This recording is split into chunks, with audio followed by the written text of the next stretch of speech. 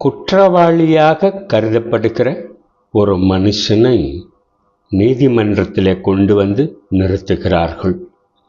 வழக்கு விசாரணை நடக்கிறது.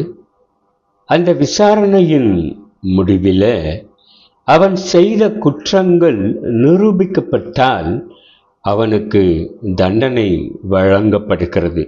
இதுதான் நீதிமன்றத்தினுடைய நீதி. பிரியமானவர்களே, பரிசுத்த வேதாகமத்தில் ஒரு வசனத்தை நான் வாசிக்கிற பொழுது மிகவும் ஆச்சரியமான ஒரு காரியத்தை அதில் நான் பார்க்கிறேன். நீதிமொழிகள் 10வது அதிகாரம் 2ஆம் வசனம். அநியாயத்தின் திரவியங்கள் ஒன்றுக்கும் உதவாது, நீதியோ மரணத்துக்கு தப்புவிக்கும். இதே காரியத்தை நீதிமொழிகள் 11ஆம் அதிகாரம் 4ஆம் வசனத்திலும் பார்க்க முடியும். கோபாக்கினை நாளில் ஐசுவரியம் உதவாது, நீதியோ மரணத்துக்கு தப்புவிக்கும்.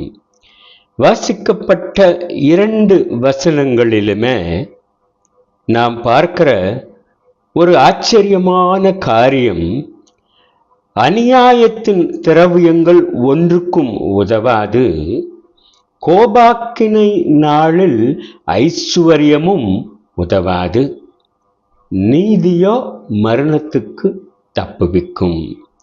பிரியமானவர்களே, ஒரு நீதி மரணத்திற்கு தப்புவிக்கும் என்று சொல்லப்படுகிறது வித்தியாசமான ஒரு காரியமாக நமக்கு தோன்றுகிறது அல்லவா? ஒரு குற்றவாளியினுடைய குற்றங்கள் நிரூபிக்கப்பட்டால் அந்த நீதி அவனுக்கு மரண தண்டனை தான் கொடுக்குமே தவிர அவனை ஒருபோதும் விடுதலை செய்யாது, இல்லையா? அற்ப மனுஷர்களாகிய நீங்களும் நானும் பாவ ஜென்ம ஸ்பாவம் உடையவர்களாய் இருக்கிறபடியினால் எல்லாரும் பாவம் செய்கிற ஆத்மாவே சாகும் என்கிற பிரமாணத்தின்படி பாவத்தின் சம்பளமாகிய அந்த கூலியை பெற்றுக்கொள்கிறவர்களாக இந்த உலகத்திலே வாழ்ந்து கொண்டிருக்கிறோம். பாவம் செய்கிற ஆத்மாவே சாகும் என்கிற சட்டத்தின்படி நீதி நம்மை தண்டிக்கக்கூடியதாக இருக்கிறது. ஆனால் வாசிக்கப்பட்ட வசனம் நமக்கு சொல்லுகிற ஆறுதலான கிருபையுள்ள வார்த்தைகளை கவனித்து பாருங்கள். நீதியோ மரணத்துக்கு தப்புவிக்கும். 2 நீதியை குறித்து இந்த உலகத்தில் நாம் பார்க்க முடியும். ஒன்று மனுஷனுடைய நீதி. ஒரு நீதிமன்றத்தில் நீதிபதியாக இருக்கக்கூடிய மனுஷன் அந்த நீதியை சரியாக பின்பற்றி குற்றவாளிகளுக்கு தீர்ப்பு சொல்லுகிறானே. அப்படி என்றால் ஒரு மனுஷனுடைய நீதியே இத்தனை நேர்மையாகவும் கடுமையானதாகவும் இருக்குமென்றால் தேவனுடைய நீதி எத்தனை கடுமையாய் இருக்க வேண்டும். ஆனால் தேவனுடைய நீதி உங்களையும் என்னையும் காப்பாற்ற வேண்டும் என்று எத்தனை பிரயாசப்படுகிறது பாருங்கள். நீதியோ மரணத்துக்கு தப்புவிக்கும்.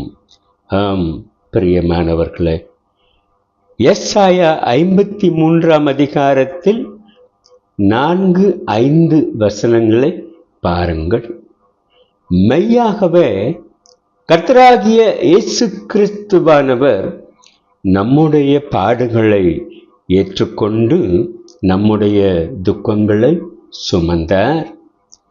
நம்முடைய மீறுதல்கள் நிமித்தம் கர்த்தராகிய இயேசு கிறிஸ்துவானவர் காயப்பட்டு, நம்முடைய அக்கிரமங்கள் நிமித்தம் கர்த்தராகிய இயேசு கிறிஸ்துவானவர் நொறுக்கப்பட்டார்.